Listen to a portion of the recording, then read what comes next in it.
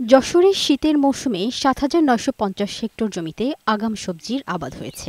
চলতি ২০২৫-২৬ রবি মৌসুমে জেলায় মোট শীতকালীন সবজি চাষের লক্ষ্যমাত্রা ধরা হয়েছে ১৯,৫৫০ হেক্টর।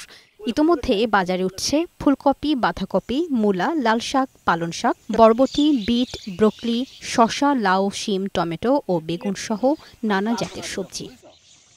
কৃষকরা বলছেন, আবহাওয়া অনুকূলে থাকায় আগাম আবাদে তারা লাভবান হবেন। ১-২ দিনের ভিতরে আমার কপি হারভেস্ট করা যাবে, আমি এটা তুলে বাজারে নিয়ে যাব। ভালো দাম যাচ্ছে, ৫০ টাকা কেজি, ৬০ টাকা কেজি যাচ্ছে।